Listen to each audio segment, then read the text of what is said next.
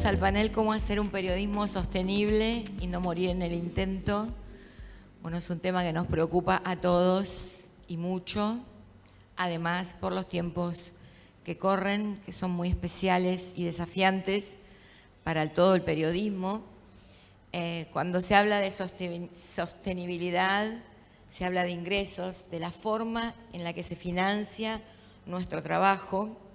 No es un tema menor. Los periodistas a veces estamos alejados de las cuestiones de negocios, pero yo siempre digo que es mejor que comencemos a interesarnos por estos procesos porque son los que nos garantizan la supervivencia de nuestra profesión, de nuestra querida profesión, pero además lo que garantiza la posibilidad de expresión de todas estas voces tan importantes para nuestra democracia.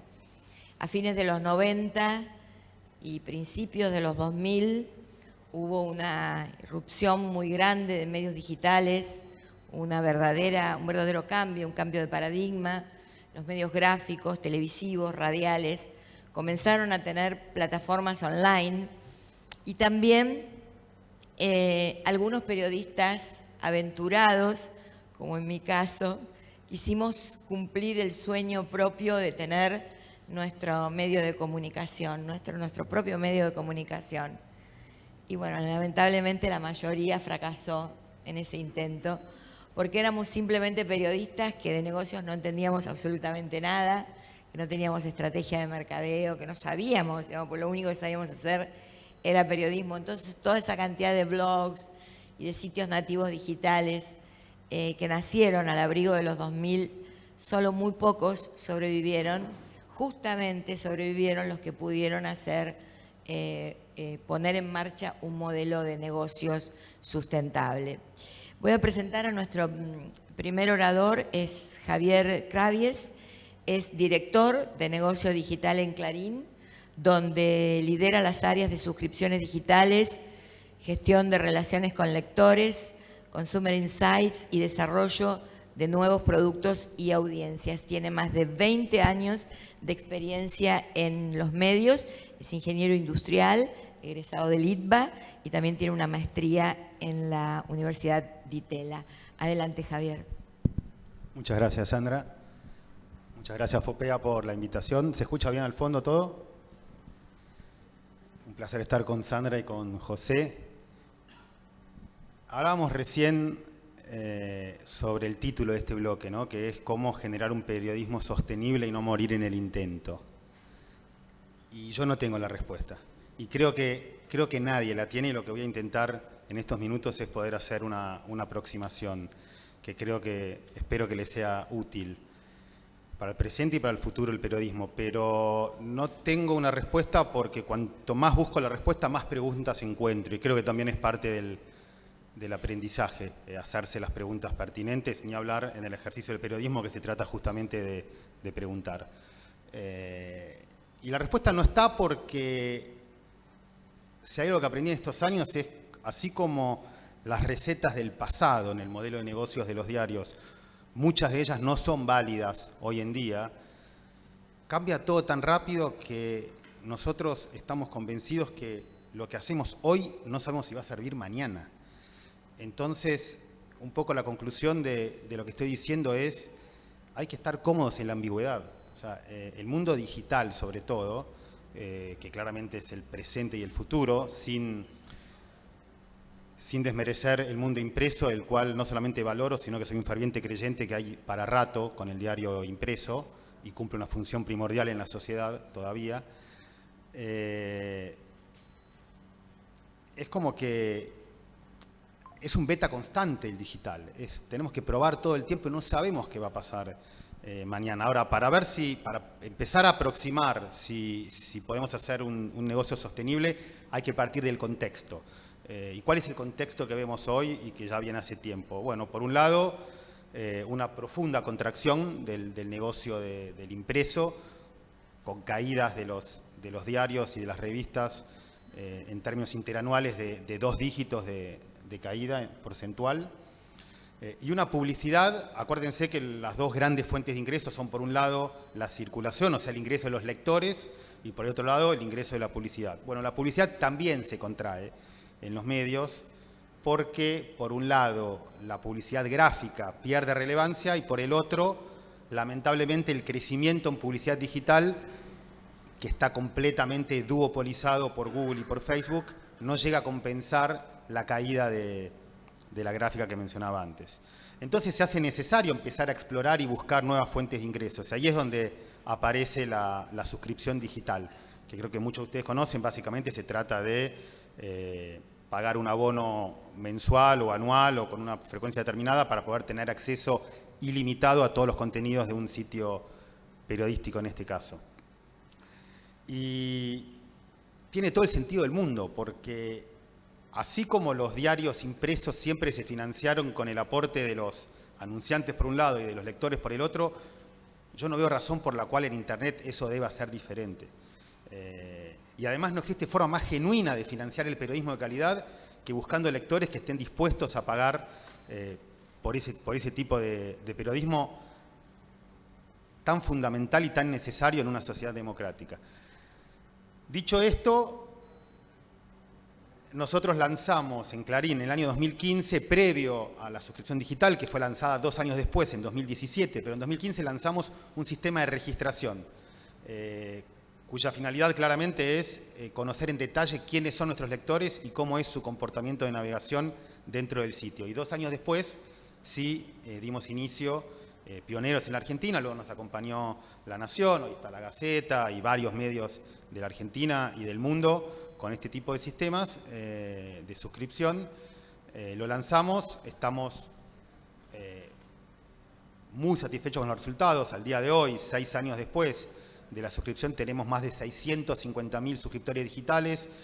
La verdad que superó ampliamente nuestras expectativas cuando veíamos un poco el plan de negocios allá por el 2015, 2016, cómo nos veíamos en los próximos 5 años. Y la verdad que como dije recién, superó las expectativas, nos contagia mucho entusiasmo hacia el futuro y también nos exige cada vez más ser mucho más exigentes con nuestro modelo para poder seguir sosteniendo el periodismo que entendemos que debe tener acceso la sociedad. Hoy los ingresos digitales de Clarín, estos son los ingresos que provienen de la publicidad digital más los ingresos que provienen de la suscripción digital, representan el 50% del total de los ingresos de Clarín. Esto quiere decir que la mitad de todos los ingresos vienen del papel, la otra mitad viene del digital. Y del 50% que viene del digital, la mitad viene de la publicidad digital y la otra mitad viene de la suscripción digital. Esto es un muy buen síntoma para nosotros. La suscripción digital está creciendo muy rápido. En 6 años logró empatar a la publicidad digital. No hay muchos diarios en el mundo que han logrado estos resultados y es producto, obviamente, de un montón de factores. ¿Cómo es la evolución de los últimos 10 años? Porque así como comenté que hoy ya la mitad de los ingresos digitales, la mitad de los ingresos de Clarín vienen del digital, hay otra transformación de Clarín y de los principales diarios del mundo que está cambiando igual o aún mucho más rápido. Y ustedes piensen que hace 10 años, más o menos 2013, el 70% de los ingresos provenían de los anunciantes, del aporte que hacían los anunciantes a través de la pauta, y el restante 30% venía de los lectores. Bueno, hoy, 10 años después, es exactamente al revés. El 70% de los ingresos provienen de los lectores. ¿Qué quiero decir con esto? Hablando de sostenibilidad hacia el futuro, que el éxito de Clarín y de los medios va a depender cada vez más de una profunda relación con nuestros lectores más comprometidos. Y un poco lo que les quiero transmitir es cuáles son los pilares o los ejes en los cuales entiendo que la industria tiene que trabajar para justamente poder fortalecer ese vínculo, para poder aumentar la probabilidad de generar un modelo sostenible del periodismo a mediano y largo plazo, para acelerar la velocidad de transformación que mencionaba recién. Bueno, básicamente veo como 4 grandes pilares. Uno que es el primario, que es la producción de contenidos como elemento central. Es el motor que mueve, que transmite la potencia mecánica, ya me salen todos los términos de ingeniero, pero es un poco el motor que transmite el resto de la cadena. Cuando hablo de la producción de contenidos como elemento central, me estoy refiriendo a cómo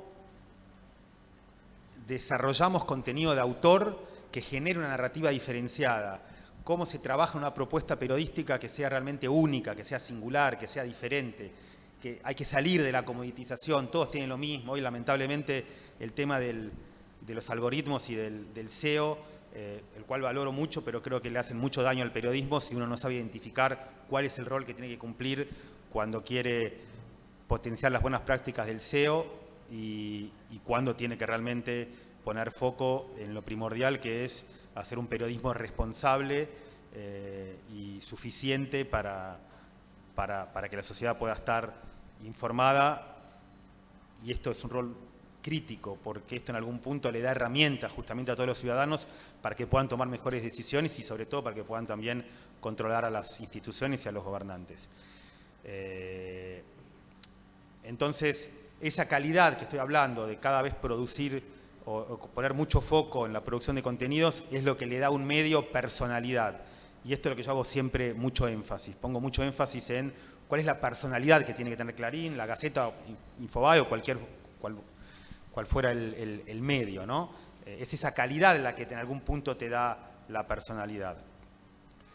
El segundo eje tiene que ver con la distribución de esos contenidos y acá voy a poner de vuelta mucho foco. Me parece que es un tema clave, el cual se aborda de manera muy pobre en la industria, no solamente en Argentina, sino en el mundo, pero en particular en la Argentina creo que la industria se debe a una reflexión mucho más profunda. Cuando me refiero a la distribución de los contenidos, estoy hablando de lo siguiente. Ustedes piensen que hace 30 años los contenidos de Clarín se podían acceder exclusivamente a través del diario papel. Hoy los contenidos de Clarín están en YouTube, están en Facebook, están en TikTok, están en Instagram, están en WhatsApp, están en X, lo que antes era Twitter, están en ChatGPT, están en todos lados. Con lo cual, como decía antes, es crítico gestionar la distribución de esos contenidos. ¿Qué significa eso? Y es parte del trabajo que hacemos todos nosotros, ¿no? Y ustedes, que es cómo se complementan las distintas plataformas de información y sobre todo cómo funcionan los algoritmos para no perder el control y sobre todo el valor de la edición. Si hay un valor que tienen los medios es el valor de la edición. A las personas les gusta que les jerarquicen las noticias, les gustan que le digan qué es lo importante. Después, cada uno es dueño de leer lo que desea y no leer lo que así no quiere. Cuando hablo de los algoritmos, tenemos que pensar que tenemos que construir vínculos con los lectores antes que con los algoritmos. Ahí es donde se confunde la industria. No podemos pensar en los algoritmos antes que en los lectores. No podemos pensar en hacer periodismo para Google antes que hacer periodismo para la sociedad. Y eso hoy se ve y es muy grave, no solamente para el medio, sino para toda la sociedad. El modelo de alcance, ¿no? De reach, de tráfico, o sea, los rankings de audiencias, que más que ranking de audiencias son rankings de vanidades, ¿no? Pero esos rankings de audiencias no son buenos ni para el periodismo, ni para los lectores, ni para el negocio. Eso hay que tenerlo muy en claro, porque eso lo que hace es que se daña ante todo el periodismo, y cuando se daña el periodismo se daña la sociedad. Después hay un tercer eje, voy a hablar de 4 ejes. Hablé de la producción de contenidos, hablé de la distribución de los contenidos. Un tercer pilar es el conocimiento de audiencias. El conocimiento de audiencias es un tema clave para la gestión y para la transformación del negocio. A través del Big Data, lo que nosotros hacemos en Clarín todos los días es procesar millones y millones de datos. Como les dije antes, tenemos un registro, con lo cual la gente navega de forma logueada y muchas, navegan también de forma suscripta, o sea, están pagando para poder leer de forma ilimitada.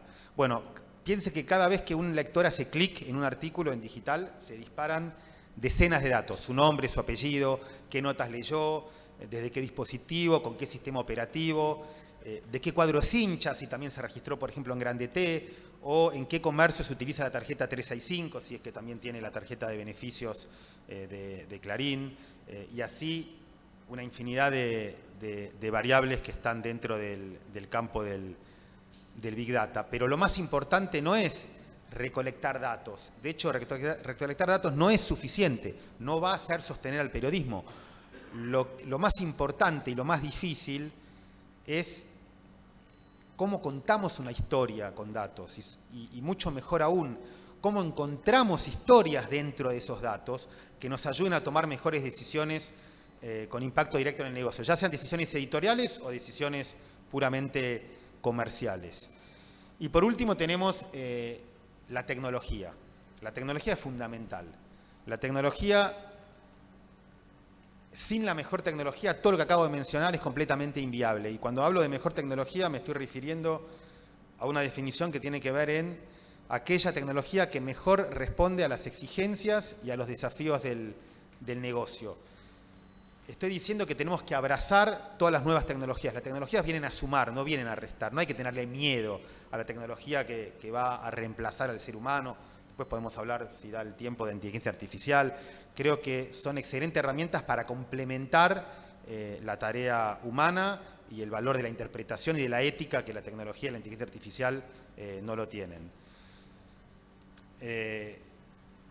Entonces, cuando hablo de abrazar las nuevas tecnologías, me estoy refiriendo al uso de Big Data, justamente para potenciar el periodismo, me estoy refiriendo a desarrollar nuevas herramientas que le puedan servir a los periodistas, como un gestor de contenidos o herramientas de inteligencia artificial para que puedan tener mejores inputs, ¿no? Más herramientas para poder interpretar mejor qué es lo que está sucediendo. Y no hay que confundirse. Dos cosas. Primero, el hecho de conocer mejor las audiencias no significa que los periodistas pierdan la soberanía en su toma de decisiones. Esto es simplemente un dato más, un dato fundamental, pero uno no tiene que escribir lo que los lectores quieren, sino fundamentalmente lo que nunca imaginaron que querían. Y ahí es donde está el hallazgo por parte del periodismo para poder interpretar a partir del conocimiento de audiencias cómo poder dar esa sorpresa y ese impacto periodístico. Y el segundo tema que dije que hay que tener mucho cuidado es que la tecnología tiene que adaptarse a las organizaciones, no las organizaciones a la tecnología. No es, esta tecnología es buenísima, vamos, la contratamos y la implementamos en cualquier medio. Tenemos que entender qué es lo que necesitamos, cuáles son nuestras necesidades y a partir de ahí entender cómo una tecnología en particular, ya sea de terceros o desarrollado in-house de manera propia, puede adecuarse a nuestras necesidades. Y para terminar, resumiendo un poco en un párrafo, todo lo que hacemos en Clarín, en general creo que lo que estamos haciendo los medios que entendemos de la misma forma que acabo de mencionar, cuál debería ser el rol y el futuro del periodismo, tenemos un propósito que sí está claro, eso sí está muy claro, que tiene que ver en cómo logramos una mayor cercanía entre los lectores y ustedes, nosotros, los productores de contenido. Y eso no atenta en lo más mínimo contra el rigor y la jerarquía informativa, que son dos valores inmutables de la actividad periodística. Así que ese es un poquito el mensaje que les quería dar. Después no sé si hay tiempo para preguntas, pero muchas gracias por escucharme. Gracias, Javier. Sí, vamos a tener tiempo para preguntas. Yo voy a hacer algunas y también le vamos a dar la posibilidad al público de que formule alguna pregunta. Bueno, ahora les quiero presentar a José Nazaro, es Eugenio, es el coordinador general de contenidos multiplataforma en la Gaceta de Tucumán, secretario de redacción, magíster en dirección estratégica de empresas. Adelante, José. Bueno, gracias. Lo más importante lo pusiste adelante, que lo de Eugenio. Tengo una presentación, no sé si está para que la pongamos, o la paso yo de acá directamente. Aquí. Ahí está. Bueno, yo les voy a contar un poco lo que estamos tratando de hacer dentro de la redacción de la Gaceta para pasar un poco el desierto, ¿no? Me acuerdo que en 2019 fue a Tucumán un señor que se llamaba Emilio García Ruiz, que por ahí muchos lo conocen, que era editor digital de Washington Post, y él puso en una presentación que dio, puso una imagen de un cementerio con unos cuantos zombies saliendo de las tumbas y dijo, bueno, las redacciones hoy están cada vez más desiertas, se parecen a esto, o tenemos los editores esa sensación. Y me parece que en el día a día uno a veces tiene esa sensación de que somos cada vez menos, que hay cada vez más cosas para hacer, cada vez más plataformas que administrar, y los recursos escasean, atravesamos una crisis de la industria, una crisis económica del país y las perspectivas a veces son un poco inquietantes. Entonces, en la Gaceta venimos trabajando, imagino que en todos los medios, pero puntualmente en la Gaceta venimos trabajando hace rato, tratando de hacer más eficiente nuestra tarea y buscar alternativas para que podamos llevar adelante los distintos desafíos diarios de hacer periodismo, buscar nuevas fuentes de financiamiento, nuevas maneras de llegar a las audiencias, y siempre teniendo como norte, y eso hay que, a veces uno corre el riesgo de olvidarse, pero lo principal, como decía Javier, es el periodismo, el buen periodismo, el compromiso con la verdad, con la democracia, con los valores que siempre representaron al buen periodismo, y que en esta vorágine diaria de la información, de la tecnología, de las plataformas, de los negocios, etcétera, a veces puede quedar un poquito eclipsada y lo fundamental es tratar siempre de tenerla como foco. En esta presentación que les voy a hacer, que se las voy a hacer rápido, lo que yo les voy contando no pasó en orden cronológico, sino que yo lo ordené así, pero todo ocurre en medio al mismo tiempo. Cuando yo planteo el pasado, por ahí estoy hablando en la previa de las suscripciones, 2016, 2017, prepandemia, lo que teníamos nosotros en nuestro escenario era un centralismo muy grande del diario papel.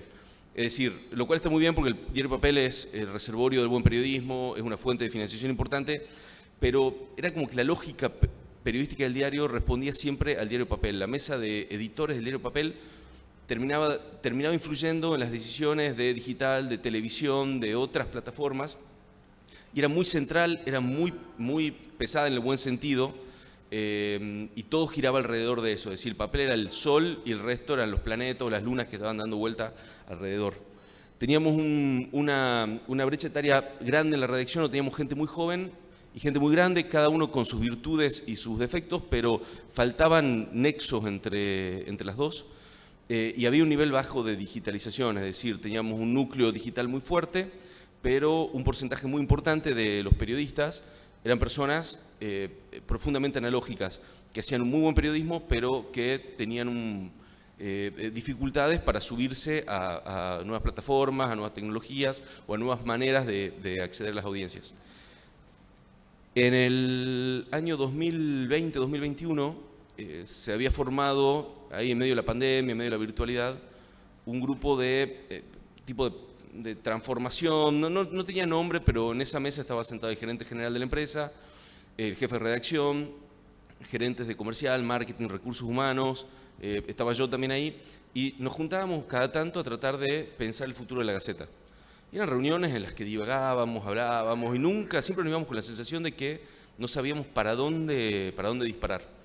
En una de esas tantas reuniones un poco frustrantes, surgió la idea de buscar ayuda afuera, de buscar a alguien que nos ayude a pensar y organizar las ideas, y buscamos ayuda en un consultor externo que empezó a trabajar con nosotros también sin un norte claro, ¿no? Empezamos pensando el futuro de la Gaceta y terminamos, después de haber estado inclusive, de habernos encerrado en un campo a pasar un día entero laburando, comiendo asados y pensando, terminamos pariendo, porque ese es el término que mejor se acomoda a esto, el propósito. ¿Qué es esta idea? Somos una productora de contenidos periodísticos y culturales que busca a través de distintas plataformas conectar con el mayor volumen de audiencias, siendo una empresa ágil, digital, innovadora y flexible. Esta idea, en cierto modo, nuclea lo que es la Gaceta en algunos aspectos y lo que la Gaceta aspira a ser en otros, ¿no? Creo que somos una productora de contenidos más que un diario y generamos noticias, pero también generamos contenidos culturales, editamos libros, hacemos documentales, etc. Tratamos de conectar con la mayor cantidad de audiencias posible usando muchas plataformas, y aquí en la última parte está aquello a lo que aspiramos a ser. Aspiramos a ser digitales, aspiramos a ser ágiles, aspiramos a ser flexibles, y estamos trabajando sobre eso. Pongo el propósito en la segunda filmina porque creo que aquí sí se marca un antes y un después, no porque lo que voy a mostrar después no ocurriese antes, sino porque esto le dio un orden, le dio un foco y le dio otro sentido a todo lo que empezamos a hacer después. Hoy el propósito está escrito desde la oficina del gerente general, lo tiene en una pizarra y en distintos lugares del diario, porque es un poco el lugar hacia el que tenemos que ir. Todo esto llevó a generar una búsqueda constante de alternativas, ¿no? Trabajar con datos. Antes, como decía, los datos, el trabajo con datos estaba restringido a un núcleo muy digital de la redacción.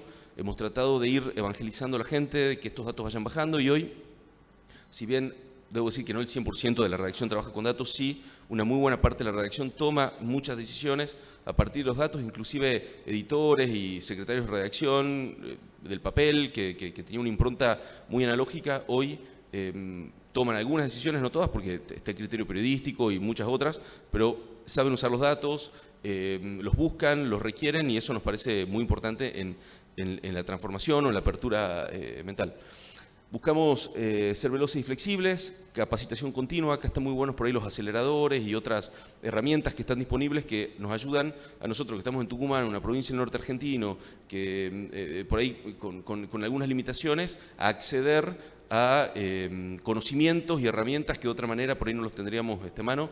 Y eso es muy importante por ahí para muchos. No sé si acá hay colegas que están en situaciones parecidas a las nuestras o futuros colegas. Veo mucha gente joven que por ahí va a ingresar a redacciones, que puede tener esa aspiración o no, pero que sí que se va a encontrar con una serie de limitaciones que se las puede salvar mirando hacia afuera un poquito. Bueno, y acá marco diluir la centralidad del papel, y acá no quiero que se malinterprete. Es decir, para nosotros el papel sigue siendo, como decía Javier, fundamental. Creemos que es el reservorio de buen periodismo. Está todo el conocimiento de las buenas prácticas periodísticas. Hay grandes periodistas que se formaron en el papel, y muchas veces las nuevas plataformas o el vértigo de nuevas herramientas informativas hacen perder un poquito el foco, ¿no? Entonces el papel creemos que es un valor muy importante, y financieramente también para la empresa el papel sigue representando una fuente importante de ingresos, pero cuando yo hablo de diluir la centralidad del papel es como diluirlo un poco en los procesos de trabajo. Es decir, desarmamos la mesa de editores del papel de la cual hablaba al principio para crear una nueva mesa de editores donde están representadas todas las plataformas y las secciones. Política está sentada en esa mesa, y política no pertenece a papel o a digital, sino que política genera información para todas las áreas y participa de la mesa de decisión política, deportes, etcétera, como digital, televisión, etcétera, justamente para tratar de tener una mayor agilidad y mejorar los flujos de trabajo. Entonces a las 9 de la mañana se define cuáles van a ser los lineamientos de trabajo de todo el día, y están definidos por todos los responsables de las distintas áreas, sean papel, sean digital, sean secciones, sean televisión, redes sociales, datos, pero hay un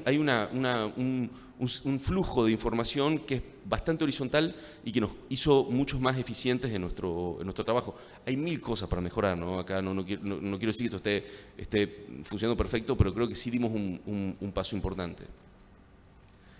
Bueno, las suscripciones para nosotros fueron un cambio de mentalidad muy grande, muy importante. Esto ocurrió mucho antes del propósito, estamos hablando del año 2018 aproximadamente.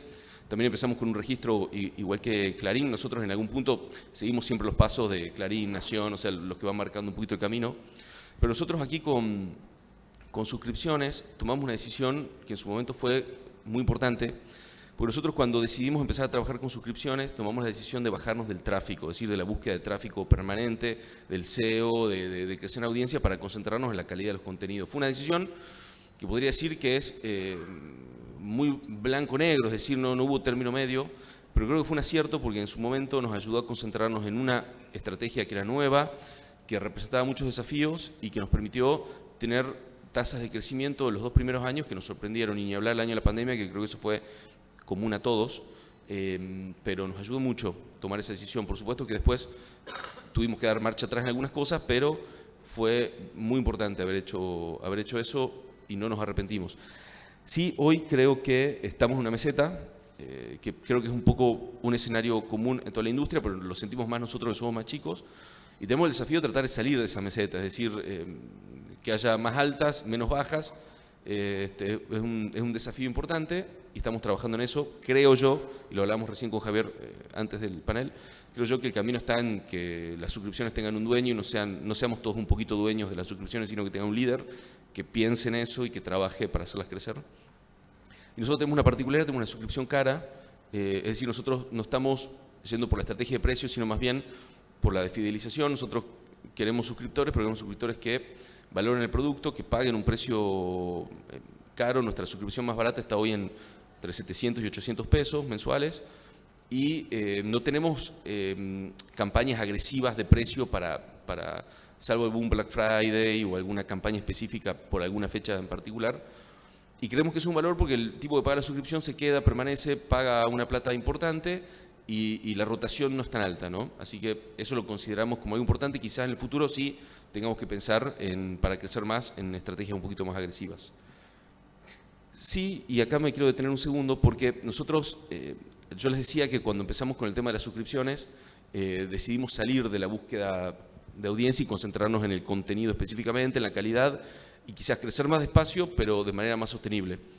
Por supuesto que nada es, como decía recién Javier, estamos en un beta continuo y a veces tomamos una decisión, tenés que dar marcha atrás, tomar otras decisiones, y en algún momento los directores de la empresa nos empezaron a plantear que teníamos que volver a trabajar el tema de audiencia, volver a crecer en tráfico, volver a mirar los rankings de Comscore, y para eso nosotros habíamos creado un área de audiencia que estaba más concentrada en la retención y en la fidelización originalmente, es decir, en las partes más angostitas del embudo de audiencias, y tuvimos que dar un cambio y decirle a la audiencia, che, olvídate un poquito de la fidelización y concéntrate en la parte más abierta del funnel, en captar nuevas audiencias, ¿no?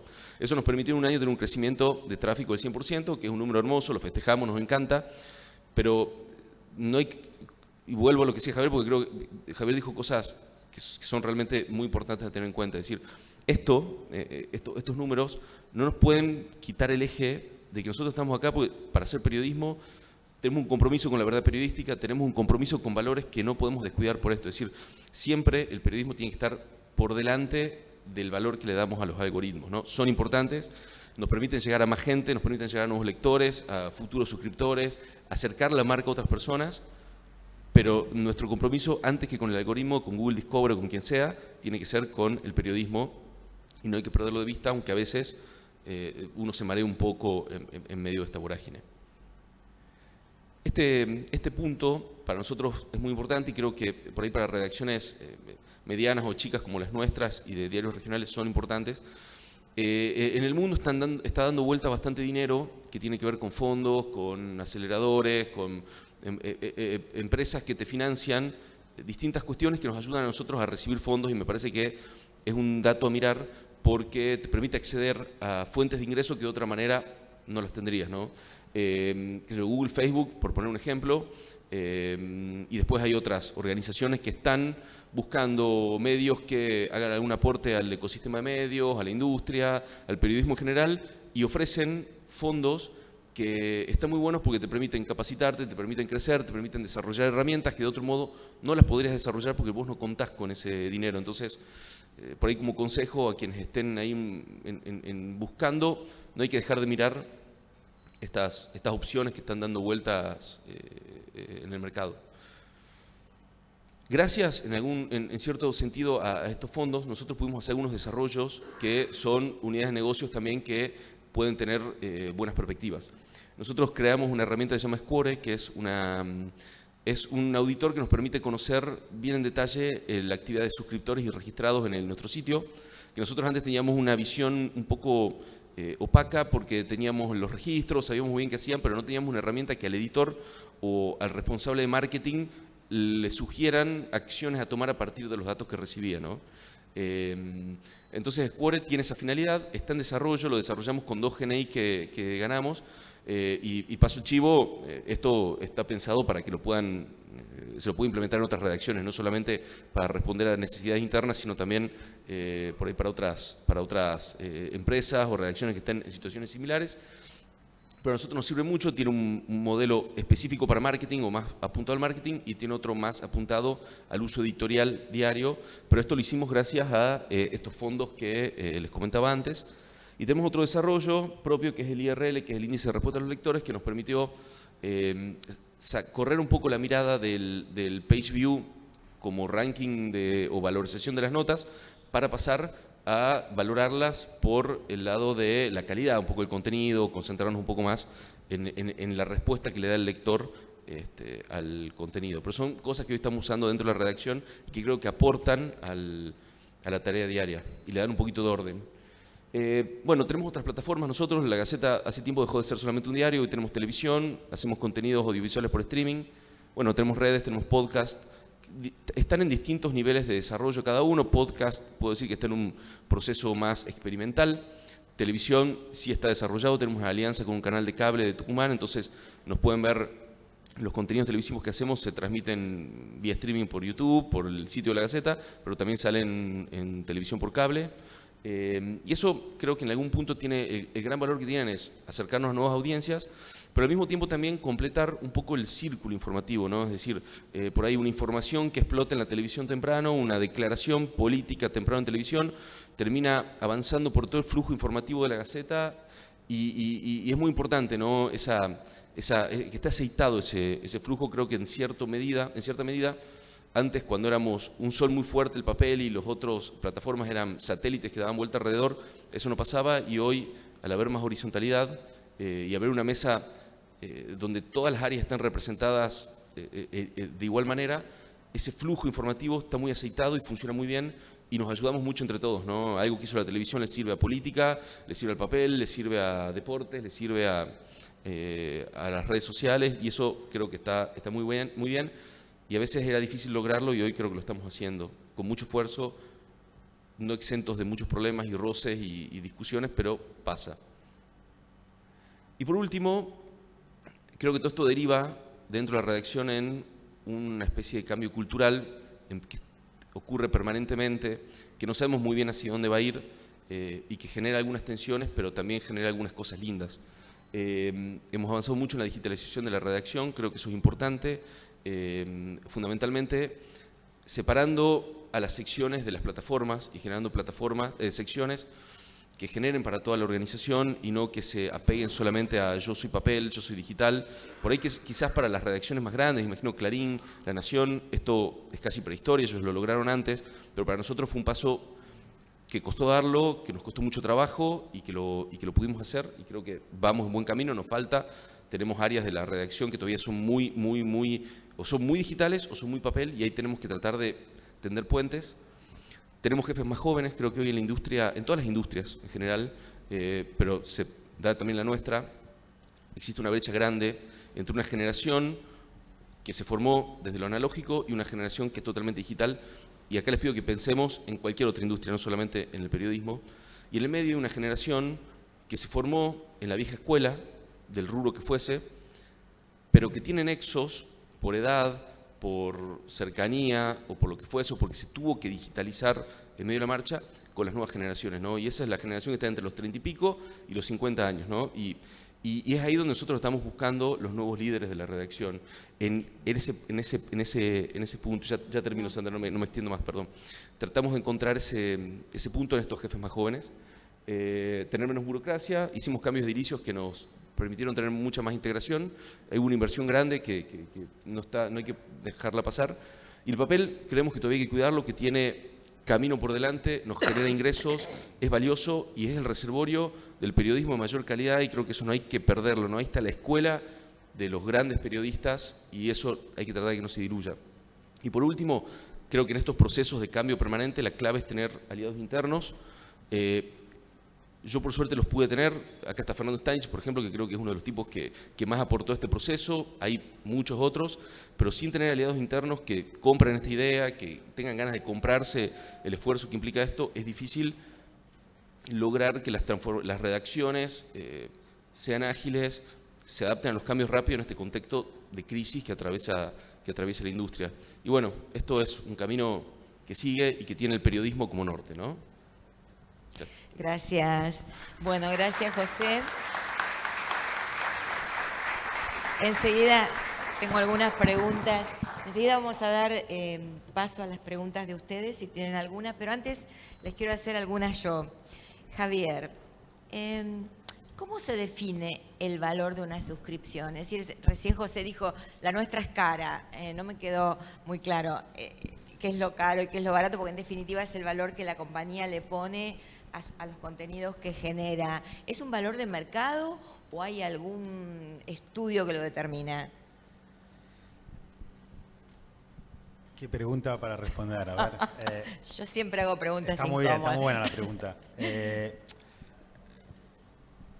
En digital, lo que nosotros aprendimos es que el digital es el mundo de los micropagos.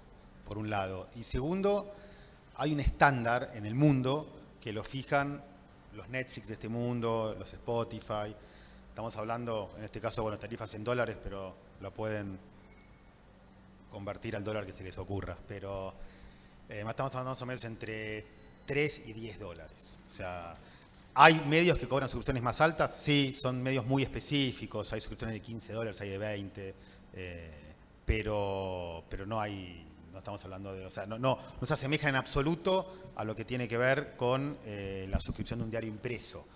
Primero, la buena noticia es que, porque el digital permite cobrar tarifas más bajas, porque no tiene los costos asociados al mundo del impreso. El impreso tiene los costos de impresión y tiene los costos de distribución. En el digital hay costos, está los costos obviamente de la redacción, que no hay que subestimarlo, es fundamental, y está el costo tecnológico, pero no hay costo de impresión y no hay costo de distribución, con lo cual se puede cobrar una tarifa más baja. José mencionaba un tema muy interesante, él decía, nosotros no estamos cobrando tarifas altas y por ahora no estamos pensando en promociones, un Black Friday, etcétera. Me parece que es un modelo acertado. Uno tiene que fijar un piso. Esto no es lo doy a cualquier precio con tal que la gente se suscriba, porque lo gratuito está asociado a lo abundante y el periodismo de calidad es un bien escaso. Entonces no tiene que ser gratuito. Pero a medida que uno va creciendo, y uno en digital esto lo puede hacer, uno en digital tiene la posibilidad de cobrar distintos precios a distintas personas. En papel yo no puedo hacer eso. El diario papel está en el kiosco, tiene un precio de tapa y no puede venir una persona y decirle a vos te lo cobro 10, a vos te lo cobro 5. El mundo digital permite esa segmentación de precios. Parte del análisis de Big Data es entender por qué a una persona le cobro X y a otra persona le cobro Y. Pero es un poco eso, o sea, hay un estándar fijado y es el rango en el cual nos movemos. La otra pregunta tiene que ver con si hay una relación entre el tamaño del mercado al cual están dirigidos los contenidos periodísticos y la cantidad de suscriptores. Me pregunto qué pasa con los medios hiperlocales, los que son muy chiquitos y están en poblaciones muy chiquitas. ¿No hay modelo posible para ellos? ¿Qué opinan? Si no hay un mercado, a mí me pasó en Bahía Blanca, si no hay un mercado dispuesto a pagar por la suscripción. Bueno, es que yo creo que ahí es muy complejo el tema, porque nosotros venimos de muchos años de malacostumbrar a la gente a que el periodismo era gratis. Es decir, que hacer buen periodismo había que regalarlo y cualquiera podía entrar, leerlo, y mientras a un lector le cobrabas la tapa del papel, a otros se lo regalabas en las redes, en la web, etc. Entonces, cambiar esa cabeza cuesta mucho, y mucho más si lo haces en un mercado acotado, ¿me entendés? Donde vos escribís, en el caso nuestro, nosotros hacemos periodismo local o regional. Entonces, sabemos que nuestros suscriptores y son los tipos que les interesan sus temas. No le vamos a vender una suscripción de tucumano a un tipo que vive en Bahía Blanca, porque a menos que sea tucumano y se haya ido ahí por algún motivo, es difícil que te lo pague. Así que es un modelo más complicado. Yo creo que sí hay oportunidades, sí hay posibilidades para crecer. Sí creo que tenemos que tratar de salir del círculo rojo de los lectores. Creo que hoy en el caso de La Gaceta, los suscriptores son el círculo rojo de los lectores de La Gaceta, gente altamente identificada con la marca, gente que tiene un vínculo con la marca y que es la gente que está dispuesta hoy a pagar para leer La Gaceta. Nosotros tenemos que tratar es de llegar a nuevos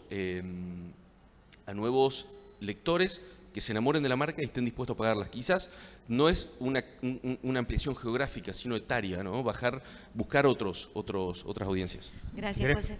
Agrego una cosa, más desde la mirada más de un diario nacional.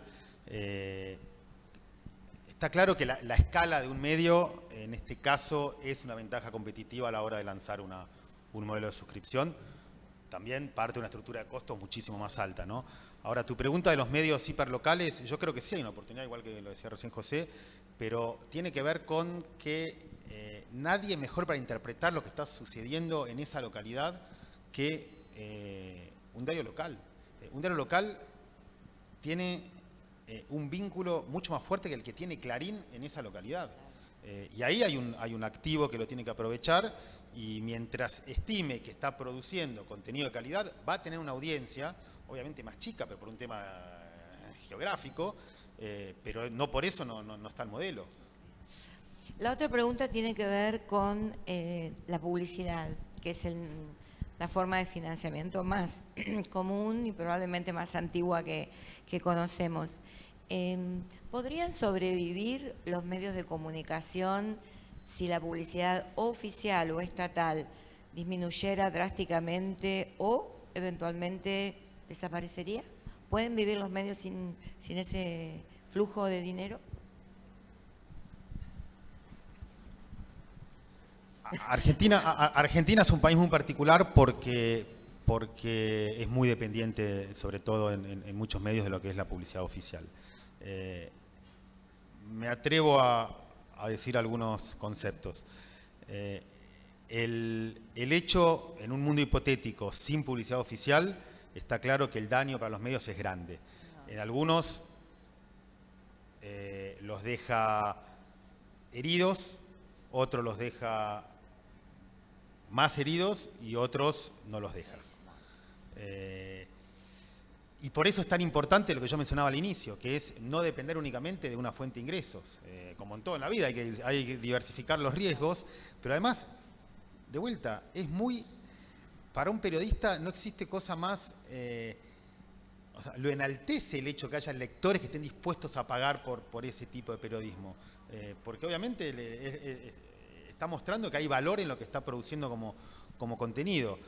De vuelta, no importa cuál sea el tamaño del medio, la publicidad oficial claramente tiene peso en la conformación de sus ingresos, y ahí, en el caso que eso suceda, se verá el grado de deterioro, de daño. O sea, lo que está clarísimo es que el daño va a estar. En las provincias es igual. En las provincias, a ver, yo creo que por lo menos en Tucumán, imagino que eso se replica en muchas provincias, hay un universo grande de medios, de micromedios, que son totalmente dependientes de la publicidad oficial, es decir, de la publicidad oficial provincial, ¿no? La pauta provincial. ¿Puedo decir que se crearon con ese fin? Y algunos posiblemente sí, otros no, pero terminaron cooptados por la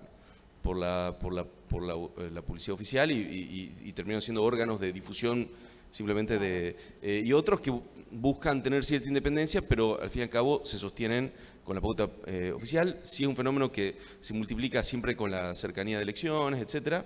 Quizás ni siquiera medios, sino programas, programas de radio, televisión, etcétera. Pero sí yo diferenciaría entre la pauta provincial y la nacional, ¿no? Creo que la pauta nacional, en el caso que vamos a un caso hipotético que se corte, como decía Javier, pienso lo mismo, va a haber medios que van a quedar medio rengos, a todos los va a afectar. Algunos tendrán posibilidades de subsistir y otras fuentes para financiarse, pero quedarán golpeados, pero va a haber otros que no. Y en el caso puntual de Tucumán, si se cortase la pauta provincial, sí creo que habría una situación bien compleja, cosa que no creo que ocurra, ¿no? Es decir, van por canales distintos, la pauta nacional y la provincial, y tienen finalidades distintas. Así que son realidades específicas, ¿no? Gracias. ¿Tenemos preguntas? ¿Podemos llevar un micrófono? Tenés que venir acá entonces para alcanzarte el micrófono. ¿Te podés identificar, por favor? Hola, buen día, gracias. Les voy a compartir un cuento cortito. Mi nombre es Ricardo Montacuto y hace 35 años que edito medios regionales en distintas provincias. Ahora hace muchos años que estoy en Mendoza. Hace 9 años se nos ocurrió poner un diario. Tuve la precaución de asociarme con un economista y un financiero. Hicimos un presupuesto muy corto, muy acotado, muy amarrete y salimos a buscar la guita para la inversión. Hicimos una lista de las personas que nos podían ayudar. Armamos la inversión, pusimos el diario, en 6 meses el diario estaba funcionando, con los anunciantes clásicos que ocurren en las provincias: gobierno, municipalidades, supermercados grandes, alguna concesionaria y las telefónicas. Cuando publicamos la primera investigación, que fue finalista de uno de los premios FOPEA ese mismo año, perdimos todos los anunciantes oficiales y la mitad de los comerciales. A ponerla de nuevo. Pasa el tiempo, aparece Discover y descubrimos que entraba publicidad por Google. Al poco tiempo me di cuenta que los únicos periodistas que tomábamos eran chicos que no podían hablar con un ministro. Ya termino. Por una cuestión de tiempo, Sí. más que nada, remitámoslo a la pregunta. Bueno, Para que el resto pueda preguntar también, por favor. ¿qué pasa con las concesiones? Porque lo que ocurre en los medios nacionales o en los grandes medios o en los regionales grandes es muy distinto de lo que pasa en la mayoría de las redacciones de hasta 30 personas, por mencionar un tema que conozco.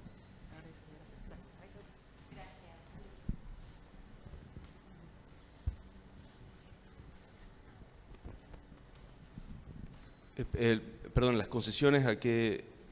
Ricardo. No me quedo...